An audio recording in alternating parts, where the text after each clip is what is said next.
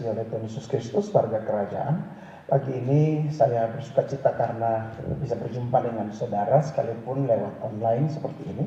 Tapi doa saya adalah kasih karunia dan berkat Tuhan menyertai saudara di dalam semua keadaan. Apapun yang menjadi pergumulan saudara, saya percaya ada Tuhan yang bersama dengan kita. Oh, pagi hari ini biar sukacita Tuhan melimpah-limpah atas saudara, anugerah berkat melimpah atas saudara, kasih karunia dan kemurahan Tuhan berjalan di dalam hidup kita. Sehingga kita boleh melihat dan bisa bersyukur bahwa sesungguhnya Tuhan kita Tuhan yang sungguh dahsyat. Baik, pagi hari ini kita akan sama-sama berdoa sebelum kita membaca dan merenungkan firman Tuhan. Mari kita berdoa. Bapa, kami tahu Engkau Allah yang telah menolong kami sepanjang 1 minggu berjalan ini, menghadapi masa-masa pergumulan mungkin, ataupun masa sukacita, apapun itu yang dihadapi oleh kami jemaat Tuhan. Kami percaya ada Tuhan di situ. Dan kalau ada Tuhan, Tuhan mengubah segala sesuatu menjadi lebih baik, lebih baik, dan lebih baik untuk kehidupan kami. Karena itu di pagi hari ini kami ada di hadirat Tuhan. Kami bersyukur Tuhan buat kami menjadi dewasa. Tuhan buat kami semakin berpengertian. Tuhan buat kami sehat secara spirit, secara jiwa, dan juga secara tubuh jasmani ini kami sehat. Untuk kami tetap melihat bahwa ada banyak hal yang Tuhan ingin lakukan di dalam kehidupan ini. Oleh karena itu pagi hari ini kami mau landasi kehidupan kami dengan firman Tuhan. Sehingga firman itu menjadi kekuatan bagi kami. Firman itu mengingatkan kami lagi bahwa kami harus hidup seturut dengan kehendak-Mu. Terima kasih Bapa, ini doa kami, ini ucapan syukur kami. Hanya di dalam nama Tuhan Yesus Kristus kami berdoa dan mengucap syukur kepada Bapa di surga. Haleluya. Amin. Kasih Tuhan, sekali lagi shalom. Selamat pagi. Jumpa lagi di dalam pemberitaan firman Tuhan pagi ini dengan hati yang siap, sebab Alkitab bilang benih itu harus jatuh di tanah yang subur. Biarkan hati saudara seperti tanah yang subur, di mana benih firman Tuhan itu akan ditabur di sana, kemudian dia akan bertumbuh, bahkan menghasilkan pelipat gandaan. Orang yang sehat pasti bertumbuh, katakan amin. Orang yang sehat pasti akan mengeluarkan tunas-tunas baru. Orang yang sehat pasti akan menghasilkan buah, dan pastikan itu saudara dan itu adalah saya. Nah, oleh karena itu pagi ini kita mau belajar satu topik yang sungguh menarik, yaitu hidup jujur. Apa yang dimaksudkan dengan kejujuran? Mengapa kita harus hidup di dalam kejujuran? Kemudian bagaimana caranya supaya kita tidak tetap konsisten hidup di dalam kejujuran di tengah-tengah dunia yang gelap ini? Dan apa dampaknya yang akan kita raih atau peroleh ketika saudara dan saya belajar untuk hidup di dalam kejujuran? Kekasih Tuhan sekalian, memang tidak mudah untuk hari-hari ini kita berkata bahwa saya mau hidup jujur, sebab orang akan berkata kepada saudara bahwa ketika kita jujur, ketika kita hidup lurus, tetapi ternyata orang lain yang ada di sekitar saudara di kiri kanan, mungkin rekan temanmu, dia curang, dia melakukan korupsi, menipu, kemudian memutarbalikkan keadaan dan lain sebagainya. Justru mereka lebih sukses daripada kehidupan kita. Tetapi apakah kita perlu iri sama keberhasilan orang-orang seperti itu? Tentu firman Tuhan menjadi jawaban untuk saudara. Mari buka Mazmur pasal 37 sebentar. Kita akan baca ayat yang pertama hingga ayat yang ke-11. Kemudian kita loncat ke ayat yang ke-23 dan ayat yang ke-24. Perhatikan Mazmur pasal 37 ayat 1 hingga ayat yang ke-11 dan ayat yang ke-23 dan ayat yang ke-24. Dari Daud, jangan marah karena orang berbuat jahat. Jangan iri hati kepada orang-orang yang berbuat curang, sebab mereka segera lisut seperti rumput dan layu seperti tumbuh-tumbuhan hijau. Percayalah kepada Tuhan dan lakukanlah yang baik. Diamlah di negeri dan lakukanlah dengan setia. Dan bergembiralah karena Tuhan, maka Ia akan memberikan kepadamu apa yang diinginkan hatimu. Ayat 5. Serahkanlah hidupmu kepada Tuhan dan percayalah kepadanya, dan Ia akan bertindak. Ia akan memunculkan kebenaranmu seperti terang dan hakmu seperti siang. Berdiam dirilah di hadapan Tuhan dan nantikanlah Dia. Dan janganlah marah karena orang yang berhasil dalam hidupnya, karena orang yang melakukan tipu daya. Berhentilah marah dan tinggalkanlah panas hati itu. Jangan marah, itu hanya membawa kepada kejahatan. Sebab orang-orang yang berbuat jahat akan dilenyapkan, tetapi orang-orang yang menanti-nantikan Tuhan akan mewarisi negeri. Karena sedikit waktu lagi, maka lenyaplah orang fasik. Jika engkau memperhatikan tempatnya, maka dia sudah tidak ada lagi di situ. Ayat 11. Tetapi orang-orang yang rendah hati akan mewarisi negeri dan bergembira karena kesejahteraan yang melimpah-limpah. Kita loncat ke ayat 23 dan ayat yang ke-24.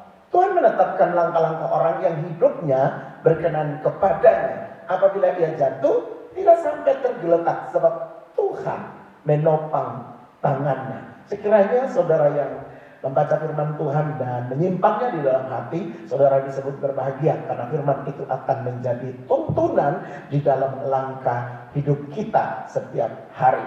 Nah, Bapak Ibu yang dikasih oleh Tuhan Yesus Kristus, Mazmur pasal 37 ini menceritakan tentang hidup orang jujur yang kelihatannya tidak sesukses orang yang tidak jujur. Dan itu membuat pemazmur menuliskan di Mazmur 37 ayat 1 sampai 11 tentang bagaimana seseorang itu menjadi panas hati. Karena dia melihat bahwa keberhasilan orang fasik, orang yang tidak hidup di dalam Tuhan itu justru lebih dahsyat, lebih luar biasa kebanding kita yang menjaga hidup sungguh-sungguh.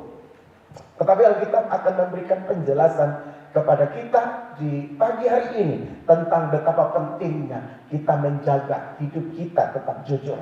Supaya kita dapat memahami keberadaan diri kita berkaitan dengan berjalan atau hidup di dalam kejujuran. Maka kita harus memahami apa sih sebenarnya yang dimaksudkan dengan kejujuran menurut firman Tuhan. Kalau saudara perhatikan Amsal 14 ayat yang kedua, Alkitab bilang begini, siapa berjalan dengan jujur, dia takut akan Tuhan. Tetapi orang yang sesat jalannya menghina Tuhan atau menghina dia. Karena firman Tuhan itu, saya mau bilang begini saudara, ibarat seperti cermin bagi kita.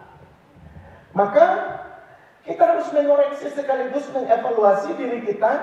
Betul saudara? Apakah kita masih berjalan dalam kejujuran, atau apakah hidup kita sudah menyimpang dari kejujuran tersebut dari sudut firman Tuhan juga. Jadi pagi hari ini biar firman Tuhan yang akan membedah kita, memberikan kepada kita bisa mengevaluasi, mengoreksi diri kita, apakah kita masih berjalan di dalam kehendak Tuhan atau tidak. Nah, Amsal pasal 14 ayat yang kedua tadi bilang begini, siapa berjalan dengan jujur takut akan Tuhan, tapi orang yang sesat jalannya menghina Tuhan. Oleh karena itu perhatikan baik-baik bahwa hal-hal yang berkaitan dengan kejujuran itu memiliki cakupan dan makna yang sangat luas dan dalam.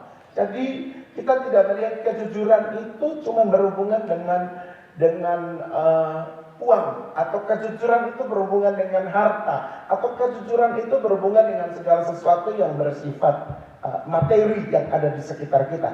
Tetapi kejujuran itu lebih kepada hal-hal yang mencakup makna yang sangat luas dan dalam.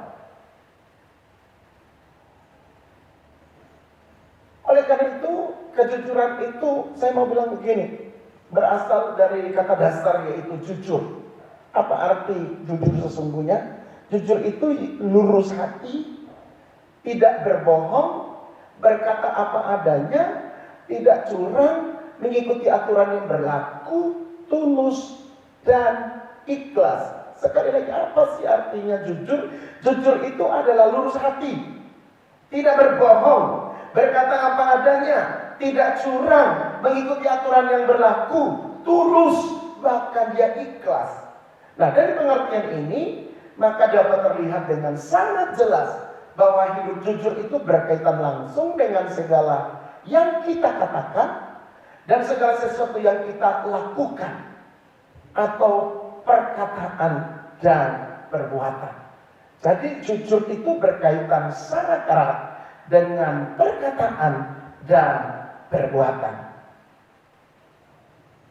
Perkataan perlu kita ketahui bahwa ini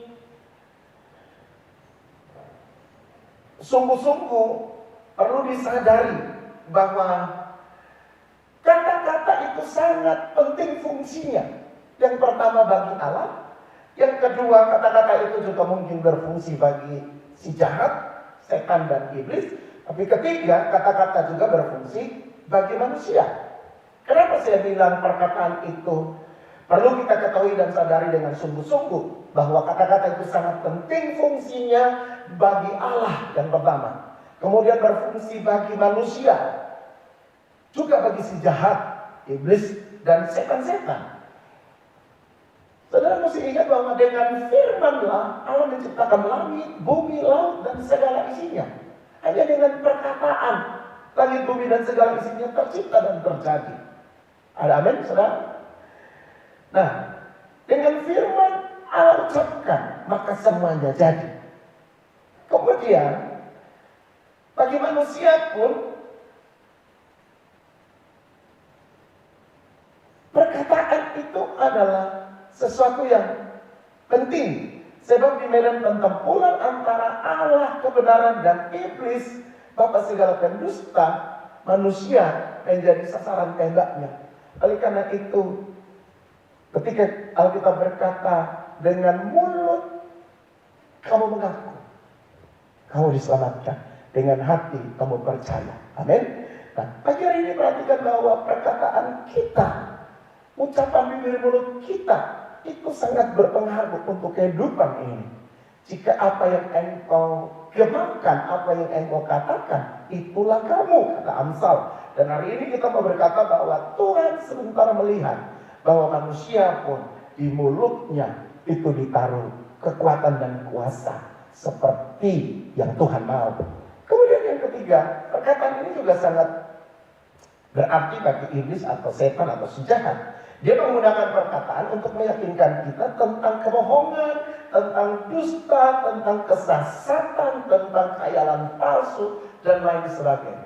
Oleh karena itu perhatikan baik-baik saudara, bahwa bukan cuma Allah, bukan cuma manusia, tapi iblis juga menggunakan kata-kata untuk memanipulasi saudara, untuk meyakinkan kita tentang kebohongan yang dia publikasikan, tentang dusta, tentang kesesatan, dan juga tentang khayalan-khayalan palsunya dia.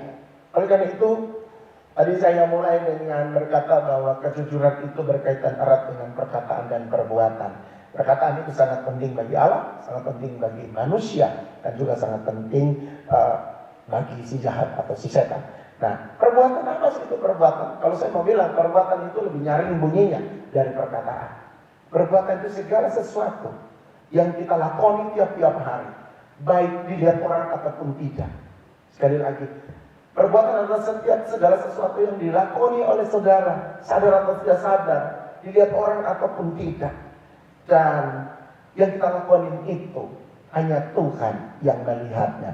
Oleh karena itu saya bilang perbuatan itu lebih nyaring bunyinya daripada sekedar berkata-kata. Karena yang kita lakoni itu harusnya yang kita ucapkan. Oleh karena itu saudara mesti lihat bahwa ketika kita mau hidup di dalam kejujuran atau hidup jujur, maka dua hal ini yang akan berbicara dari kita, yaitu kata-katamu dan perbuatanmu. Kata-kata dan perbuatan ini seperti satu mata uang yang punya dua sisi, di mana tidak bisa cuma satu sisi yang berlaku, tapi kejujuran itu bicara tentang perbuatanmu, berbicara tentang kata-katamu. Puji nama Tuhan. Apa dampak ketika kita mau hidup jujur di hadapan Tuhan? Sebelum kita melihat apa dampak, saya ingin menyampaikan kepada saudara tentang bagaimana caranya supaya kita bisa terus berjalan di dalam kejujuran. Bagaimana caranya supaya kita tetap bisa berjalan di dalam kejujuran? Saya punya beberapa poin, kurang lebih ada 3 poin. Bagaimana caranya supaya kita bisa berjalan dengan kejujuran? Yang pertama, saudara mesti membenci jalan dusta atau bohong. Mazmur 119 ayat 128 saudara bisa temukan di situ tentang bagaimana kita mesti membenci jalan dusta atau jalan yang bohong. Kita tidak boleh menjadikan itu gaya hidup kita. Kita mesti buang jauh-jauh membenci jalan dusta atau bohong. Bagaimana yang kedua? Cara yang kedua supaya kita bisa berjalan dalam kejujuran. Miliki hikmat Tuhan, saudara. Amsal 2 ayat 9 atau Amsal pasal 1 ayat 7, ayat 9 dan ayat 10 berbicara tentang bagaimana saudara bisa memiliki hikmat Tuhan. Ketika kita memiliki hikmat Tuhan, maka yang ada di dalam diri kita tidak akan penuh dengan kepalsuan, kita tidak akan penuh dengan bermuka topeng, tapi saudara dan saya tetap memiliki hidup yang jujur apa adanya. Aku ya seperti ini, saudara ya seperti itu, tidak boleh berdusta terhadap diri sendiri apalagi terhadap Tuhan. Dan yang ketiga, bagaimana caranya supaya kita terus berjalan dalam kejujuran? Saya bilang begini, penuhi hatimu dengan firman Tuhan. Jadi yang pertama, membenci jalan dusta, miliki hikmat Tuhan. Dan yang ketiga, saudara mesti penuhi hatimu dengan firman Tuhan. Matius 19 ayat 18-19, kemudian ada Amsal pasal 4 ayat 23, Mazmur 119 ayat 9, 10 dan 11. Ini 3 ayat ini akan menunjukkan bahwa bagaimana kita ketika memenuhi hidup kita dengan firman Tuhan, maka yang keluar itu adalah sikap jujur, perkataanmu jujur, perbuatanmu jujur di hadapan Tuhan. Yang setuju tepuk tangan bagi Allah kita. Sekarang kita masuk pada apa dampaknya kalau kita hidup jujur. Dampak dari hidup jujur apa sesungguhnya? Saya mulai satu-satu ya. Baik, yang pertama adalah kalau kita hidup jujur, maka kau akan mengalami pertolongan dan perlindungan Tuhan. Berapa banyak saudara mengalami pertolongan dan perlindungan Tuhan? Hidup jujur aja. Amsal 2 ayat 7, Amsal 10 ayat 29 berkata begitu. Bahwa ketika kita hidup jujur, maka pertolongan dan perlindungan Tuhan akan kita alami. Bagi orang yang hidup berdusta dan tidak melakukan kejujuran, maka pertolongan dan perlindungan Tuhan jauh dari orang yang tersebut. Sehingga mari belajar untuk kita jujur dengan Tuhan, sebab hanya itulah yang bisa membuat kita mendapat pertolongan dan perlindungan daripada Tuhan. Yang kedua, apa dampak dari hidup jujur? Saya mau bilang begini, Tuhan akan bergaul karib dengan orang yang jujur. Setuju, katakan amin. Siapa mau jadi sahabat karibnya Tuhan? Pelihara kejujuran, gak ada cara lain.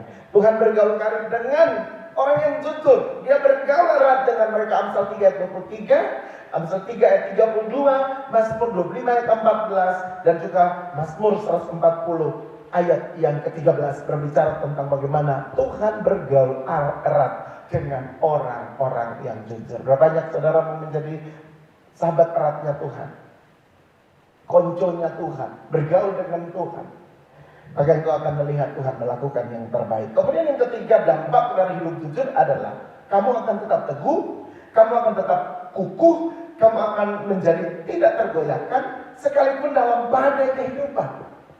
Badai kehidupan akan menerpa kehidupan saudara dan saya mungkin. Tetapi dengar baik-baik, kamu akan teguh, kamu akan kokoh, kukuh, tak tergoyahkan sekalipun ada badai. Amsal 10 ayat 25 berkata begitu saudara. Atau Amsal pasal yang ke-12 ayat yang ketiga, bahwa betapa orang jujur itu, dia akan teguh, dia akan kokoh, dia tidak goyah sekalipun ada badai. Karena tadi alasan yang pertama bahwa Tuhan menjadi perlindungan bagi saudara waktu kita jujur.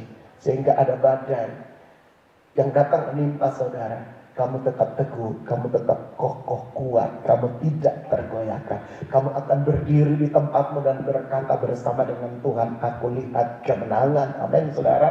Nah, oleh karena itu pagi hari ini lihat, bagi kamu yang ingin teguh, kokoh, kuat, tidak goyah, sekalipun ada badai, jadikan hidupmu pribadi yang jujur dengan Tuhan. Amin. Kemudian yang keempat, dampak dari hidup jujur adalah jalan orang tersebut akan menjadi rata dan lurus. Jalan si pemalas akan seperti pakar berduri, dan jalan si penipu itu berliku-liku. Tetapi jalan orang yang jujur itu akan rata dan lurus. Amsal pasal 11 ayat 15. Bahkan Amsal 15 ayat 19 berkata begitu. Jadi jalanmu akan diratakan sama Tuhan. Jalanmu akan menjadi jalan yang lurus, tidak berbelok-belok. Itu cuma jalan pemalas, jalan si pemalas yang penuh pagar duri, dan jalan si penipu yang berliku-liku. Tapi bagi saudara dan saya, kamu akan melihat cara Tuhan bekerja. Kemudian yang kelima, orang yang berbicara jujur itu sama dengan dikasihi Tuhan. Dan yang keenam, kamu pasti akan mewarisi kebahagiaan. Jadi ini 6 hal yang menjadi dampak dalam hidup kita ketika kita belajar untuk menjadi jujur di hadapan Tuhan. Kekasih Tuhan sekalian, perhatikan kembali di dalam Mazmur pasal 37 tadi.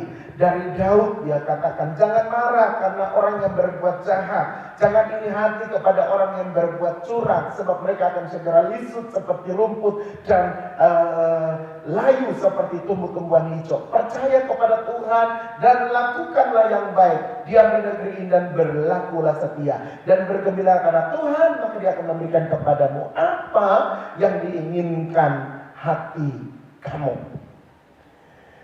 Berikut ini adalah bagian daripada firman Tuhan yang akan menyadarkan kita. Untuk apa kita iri ataupun marah terhadap keberhasilan orang-orang fasik. Tapi kita mau hidup dengan jujur di hadapan Tuhan. Hal yang pertama, saya mau bilang begini. Keberhasilan orang fasik itu tidak tahan lama. Tapi orang yang jujur, dia memiliki pengertian yang panjang dari Tuhan. Keberhasilan orang fasik tidak tahan lama. Mazmur pasal 37 ayat 1 dan ayat yang kedua, bahkan ayat yang ke-9 hingga ayat yang ke-11. Kita dapat melihat bahwa keberhasilan orang yang berbuat jahat, curang, itu akan segera lisut seperti rumput. Amin. Bahkan tidak akan bisa melihat kemuliaan Tuhan di dalam hidup orang tersebut. Karena itu keberhasilan orang fasik akan segera lisut dan layu. Bagaimana saudara dan saya supaya tidak terjebak di dalam kehidupan sebagai orang fasik? Saudara mesti berlaku jujur dalam hidup sehari-hari. Setuju katakan amin. Kita mesti berlaku benar di hadapan Tuhan. Kita mesti berlaku seperti yang Tuhan inginkan. Jadi poin yang pertama, bahwa keberhasilan orang fasik itu tidak tahan lama. Jika hari-hari ini saudara dan saya sementara mengalami kehidupan yang sangat sulit, itu bukan berarti Tuhan mengizinkan engkau untuk melakukan sesuatu yang tidak jujur dalam hidup ini. Justru di tengah-tengah kesulitan ini, engkau mesti menunjukkan sebuah sikap bahwa engkau adalah anak Tuhan, yang mempercayai Tuhan, yang mau berlaku jujur dengan Tuhan, yang tidak berbelok dari jalan Tuhan. Kita mau melakukan semua. Ingat 6 hal yang menjadi dampak dari kehidupan orang jujur. Ya, kita memang ada dalam kondisi sulit, tetapi yang Tuhan cari adalah integritas hidupmu, di mana kita masih jujur terhadap Tuhan, jujur terhadap diri kita, dan jujur terhadap sesama. Di hari ini kita belajar bahwa betapa Tuhan itu sangat-sangat peduli kepada kita yang berlaku jujur. Kemudian dari Mazmur 37 tadi, hal yang kedua yang kita mau lihat adalah bahwa firman Tuhan yang menyadarkan kita untuk tidak iri dan tidak marah terhadap keberhasilan orang fasik. Sebab alasan yang kedua, kita tidak boleh menjadi marah sama mereka. Karena marah itu hanya membawa kita kepada kejahatan. Mazmur 37 ayat 7 dan ayat yang ke-8, saudara perhatikan di situ. Bahwa ayat yang ke-7 dan ayat yang ke-8. Berdiam dirilah di hadapan Tuhan dan nantikanlah Dia. Jangan marah karena orang yang berhasil dalam hidupnya, karena orang yang melakukan tipu daya. Berhentilah marah dan tinggalkan panas hatimu itu. Jangan marah itu hanya membawa kepada kejahatan. Saudara perhatikan, itu hanya membawa kepada kejahatan. Oleh karena itu hal yang kedua, marah itu hanya membawa kita kepada kejahatan. Marah kepada orang yang melakukan tipu daya hanya menghabiskan energi dan membuat kita tidak fokus pada tugas dan tanggung jawab yang harus kita lakukan. Betul atau tidak, saudara? Bahwa ketika kalau kita marah kepada mereka yang melakukan tipu daya, kita sebentar menghabiskan energi kita, kekuatan kita, tenaga kita, perhatian kita. Akhirnya kita tidak fokus pada tugas dan tanggung jawab yang seharusnya kita lakukan. Bahkan kalau kita perhatikan di ayat yang ke-8, saudara, dikatakan bisa-bisa kemarahan kita itu berujung pada kejahatan. Mungkin saja kita membalas atau malah ikut-ikutan berbuat hal yang tidak jujur demi kesuksesan sesaat. Oleh karena itu, Mazmur pasal 37 ayat 7 dan ayat yang ke-8 ini, dia katakan, buang panas hatimu, tinggalkan amarahmu, berhenti marah, tinggalkan panas hati, dan itu hanya akan membawa kita kepada kejahatan. Oleh karena itu, buang semuanya itu, supaya kita tidak membawa hidup ini kepada kejahatan. Memang bisa jadi kita merasa kesal karena mereka lebih berhasil, lebih sukses, lebih sehat, orang-orang fasik itu. Tetapi ingatlah, ada yang tidak mereka miliki dari hidup kita, yaitu bahagia dan damai sejahtera. Amin. Bahagia dan damai sejahtera itu milik saudara saja, karena engkau takut Tuhan dan engkau hidup jujur. Orang fasik, mereka mungkin kelihatan berhasil, tapi mereka tidak bahagia dan tidak sejahtera seperti engkau yang ada di dalam Tuhan. Yang setuju, tepuk tangan bagi Allah kita. Karena itu bahagia dan damai sejahtera adalah bagian yang Tuhan sediakan bagi saudara dan bagi saya yang mau hidup jujur, hidup berkenan kepada Tuhan, dan menjaga hati ini supaya tetap menjadi bagian yang Tuhan ada di situ. Oleh karena itu bahagia dan sejahtera adalah milik saudara, bukan milik orang fasik. Hal yang ketiga, saya bilang ini, orang yang berkenan pada Tuhan akan mendapatkan keinginannya. Setuju, katakan amin. Ayat 3 sampai ayat 6 dan juga ayat 23 hingga 24. Tadi dia katakan di situ luar biasa sekali. Ayat ini berkata bahwa Tuhan menetapkan langkah-langkah orang yang hidupnya berkenan kepadanya. Apabila dia jatuh, tidaklah sampai tergeletak sebab Tuhan menopang dia. Nah, perhatikan di ayat ini bahwa bagaimana Tuhan menopang orang yang jatuh, tapi dia adalah orang yang berkenan kepada Tuhan. Artinya, walaupun kita jujur, kita setia, kita berlaku benar kepada Tuhan, terkadang kaki kita bisa tersandung. Tapi Alkitab bilang dia tidak biarkan engkau jatuh tergeletak. Tangan Tuhan akan angkat kita. Kalau banyak saudara percaya tangan Tuhan angkat saudara, tangan Tuhan pulihkan saudara, tangan Tuhan bawa kamu untuk melihat kebaikan, kebaikan dan kebaikan. Yes, saya mau bilang bahwa orang berkenan pada Tuhan itu akan mendapatkan keinginannya. Bukan kebutuhan saudara, tapi keinginannya. Tapi bukannya keinginan itu terkadang hal-hal yang tidak berguna atau yang tidak kita butuhkan dalam hidup ini. Tentu saja kita harus lihat kata orang percaya pada Tuhan dan bergembiralah karena Tuhan. Orang yang berkenan pada Tuhan, yang hidup jujur, yang takut akan Tuhan, akan mendapatkan keinginannya. Apa yang diinginkan dalam hati orang yang seperti ini tidak mungkin hal yang bertentangan dari kehendak Tuhan. Kenapa? Karena dia takut Tuhan. Bukan keinginan untuk kaya karena dia sumber jatuhnya manusia di dalam dosa. Bukan juga keinginan untuk membeli barang-barang mewah, tapi keinginan yang sesuai dengan kehendak Tuhan. Katakan amin. Keinginan yang berkenan kepada Tuhan.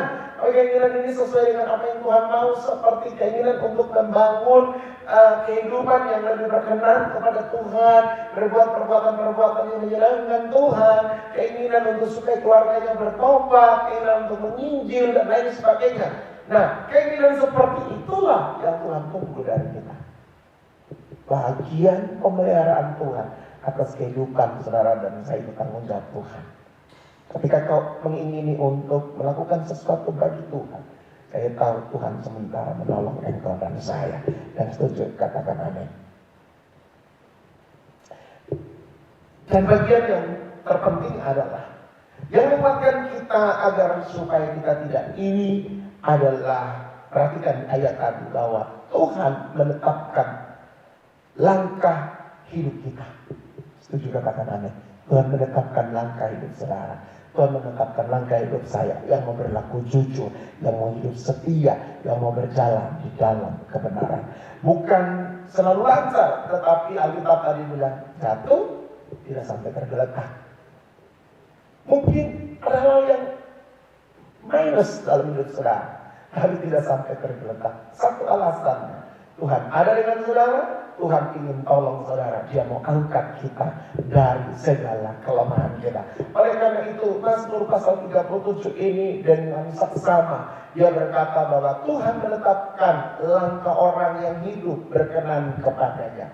Kejar hidup berkenan kepada Tuhan. Orang berkenan kepada Tuhan itu pasti jujur. Orang berkenan kepada Tuhan itu pasti lurus jalannya. Kenapa?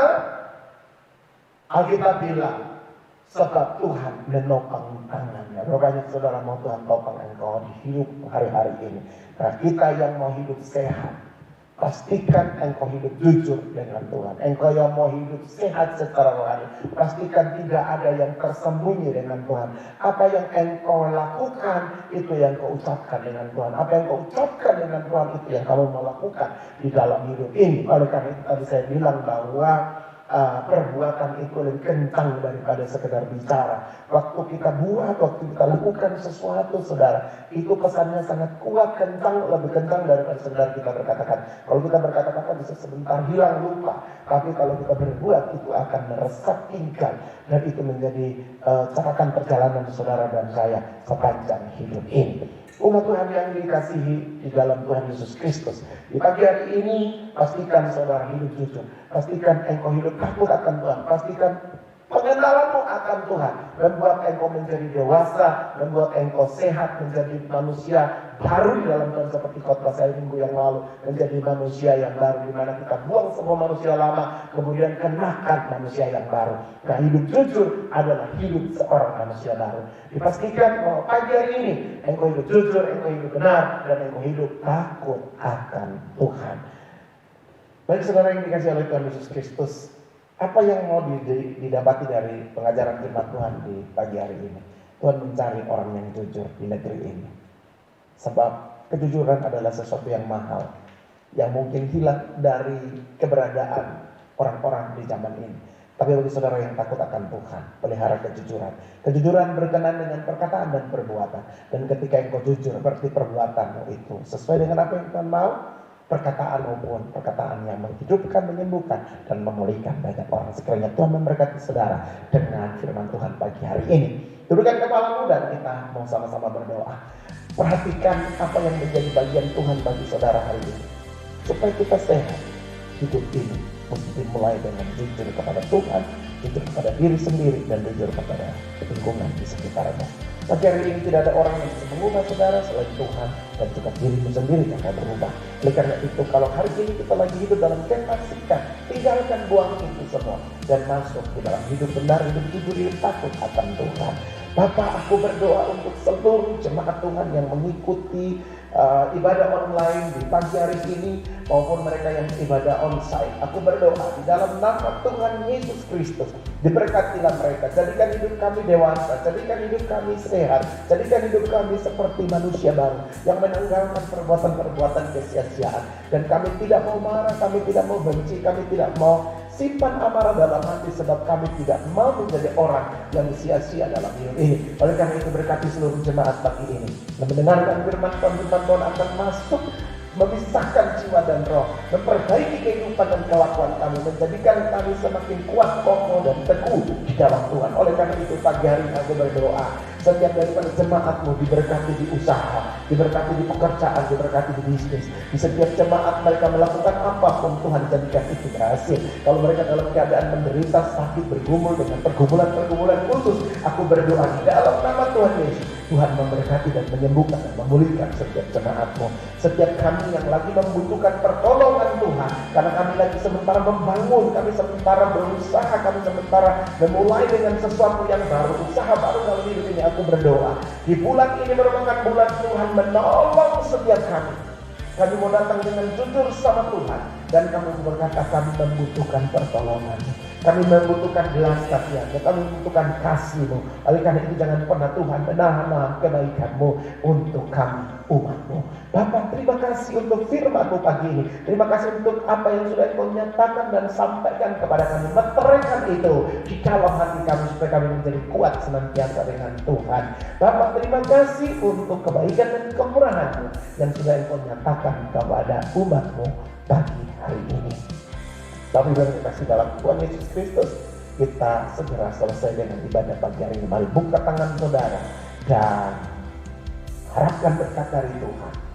Taruh imanmu kepada Dia yang menyediakan semua yang terbaik dalam kerajaan Allah bagimu. Dan pulanglah kembali dalam hidup saudara, dalam rumah tanggamu, dalam pekerjaanmu, dalam bisnismu, dengan menerima berkat Tuhan. Aku percaya Allah Abraham, Ishak dan Yakub, Allah yang kita sembah di dalam Yesus Kristus Tuhan, pagi ini mengedangkan tangannya atas engkau dan saya, atas keluargamu, atas bisnismu, atas semua yang kau kelola hari ini. Dan tangan itu akan mencurahkan semua yang terbaik yang disediakan di kerajaan Allah. Berkat yang membuat engkau naik dan bukan turun. Berkat yang akan membuat engkau melimpah-limpah, bukan berkat kurangan. Berkat yang akan membuat engkau sehat senantiasa. Berkat yang akan membuat engkau bergairah di dalam hidupmu sepanjang hari-hari ini. Kemuliaan dan kuasa Tuhan sekiranya dicurahkan atas engkau. Dan biar semua berkat yang terbaik yang berasal dari Bapa surga dengan penyertaan oleh kuat kuasa Yesus Kristus Tuhan serta persekutuan di dalam Roh Kudus akan tinggal tetap menyertai, menolong dan membimbing engkau dan saya dari pagi ini sampai selama-lamanya, sampai hari Maranatha. Tuhan Yesus datang di awal-awal untuk menjemput engkau dan saya para salehnya. Berkat terbaik ini terimalah bersama-sama hanya di dalam nama Bapa, Putra dan Roh Kudus, di dalam nama Tuhan Yesus Kristus. Percaya dan diberkati Tuhan, sama-sama kita katakan amin. Tuhan Yesus memberkati.